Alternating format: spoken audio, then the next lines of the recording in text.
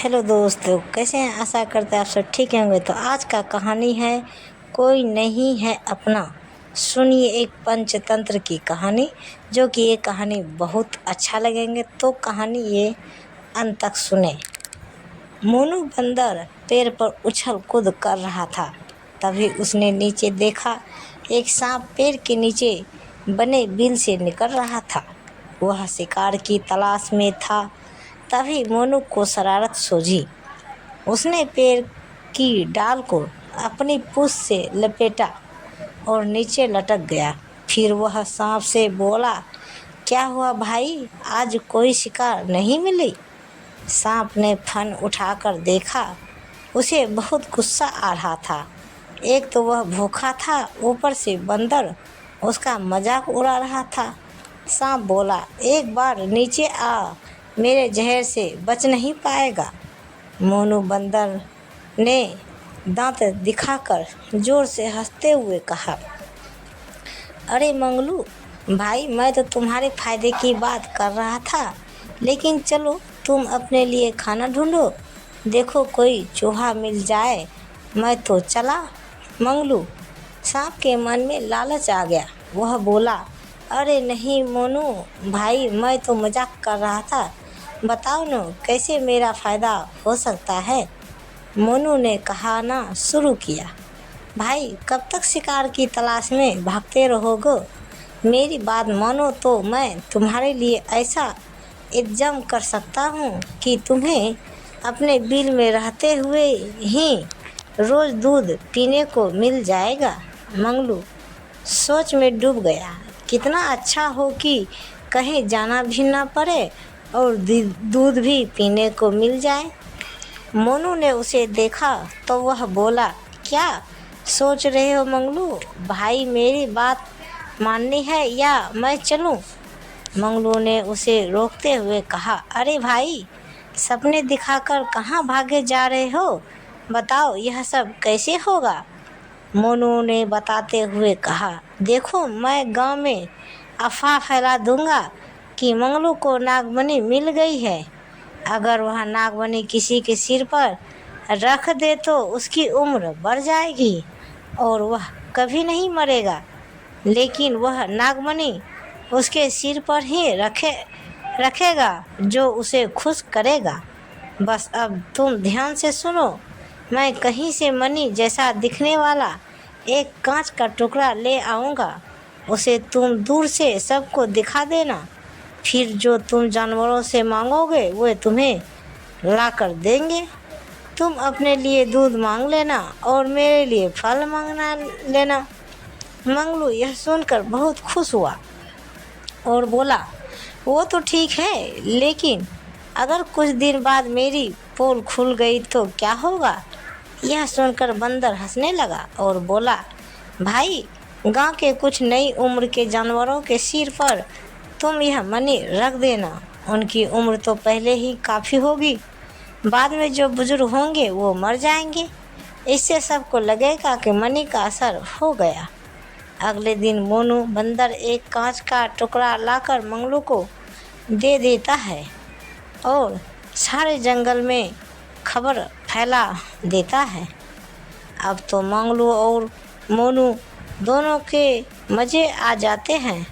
दोनों को खुश करने के लिए जानवर तरह तरह का खाना, दूध सब दे जाते थे।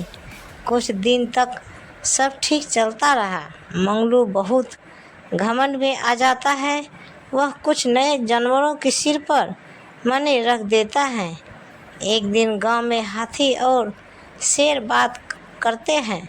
शेर कहता है, भाई मैं बूढ़ा होता जा रहा हूँ, अब मुझसे शिकार नहीं होता है। मैं मंगलू के पास गया था, लेकिन उसने मणि मेरे सिर पर रखने से मना कर दिया। यह सुनकर हाथी ने भी अपन सूंड उठा दी और कहा, भाई मैं भी गया था, लेकिन उसने मुझे भी भगा दिया। हमें उससे वह मणि छीननी होगी। यह सुनकर शेर बोला, लेकिन उसे बिल से बाहर कैसे निकालेंगे? हाथी ने शेर को एक तरकीब बताई। वह बोला, एक बर्तन में दूध भरकर उसके बिल से कुछ दूर पर रख देना और मैं उसे आवाज़ दे दूँगा। जब वह बाहर आएगा तो मैं अपने पैर से उसका सिर कुचल दूँगा। वह मर जाएगा और मनी हमें मिल जाएगी। शेर ने कुछ देर सोचने के बाद कहा, ठीक है, ऐसा ही करते हैं। तुम सांप को ठिकाना लगा देना और मैं उस बंदर के बच्चों का शिकार करूँगा। अगले दिन उन्होंने ऐसा ही किया। हाथी ने बिल के पास जाकर आवाज़ दी, मंगलू भाई, मैं आपके लिए ताज़ा दूध लाया हूँ, जल्दी से बाहर आ जाओ। मंगलू खुशी खुशी बाहर आकर दूध के कटोरे की ओर बढ़ने लगा। तभी हाथी उसका सिर पैर से कुचलने लगा। धूप के कारण हाथी की परछाई मंगलू ने देख ली। वह एक तरफ हो गया। मंगलू बोला, भाई मुझे क्यों मार रहे हो? यह सुनकर शेर जोर से दहाड़ा, बड़ा घमंड है ना तुझे? अब देख, तुझे मार कर तेरी मनी हम ले लेंगे।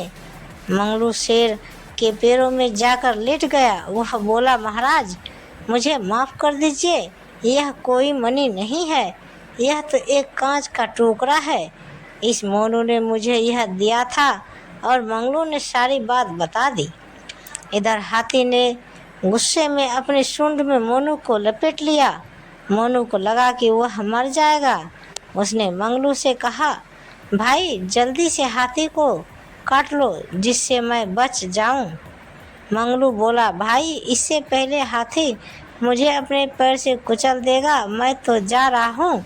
मोनू समझ चुका था कि अब मंगलू उसके कहने में नहीं आएगा। वह बोला, हाथी भाई मुझे माफ़ कर दो, आगे से कभी ऐसा नहीं करूँगा। शेर ने कहा, सुन बे बंदर, भाग जा, इस जंगल के से यहाँ के जानवरों को भड़का रहा है। आज के बाद तो इस जंगल में दिखा तो तुझे मार कर खा जाऊँगा। हाथी ने मोनू को छोड़ा और वह दुम दबाकर जंगल से भागने लगा। भागते भागते वह बोला, भाई मंगलू बड़ी जल्दी रंग बदल लिया, अपना कोई नहीं है इस जंगल में, मैं तो शहर चला। दोस्तों, ये पंचतंत्र की कहानी आपको कैसी लगी? नीचे कमेंट बॉक्स में हमें ज़रूर बताइएगा। कहानी को पूरा सुनने के लिए धन्यवाद। तो जय माता दी, हर हर महादेव। ऐसे ही वीडियो देखने के लिए हमारे चैनल को सब्सक्राइब करें और वीडियो को लाइक ज़रूर करें। धन्यवाद। तो दोस्तों मिलते हैं अगले वीडियो के साथ, तब तक बाय बाय, जय हिंद। तो एक सलाह देता हूँ दोस्तों, आज के डेट में इस संसार में कोई नहीं होता है अपना, और जो भी आप काम करना चाहते हैं अपने मन में सोच समझ कर ही करना।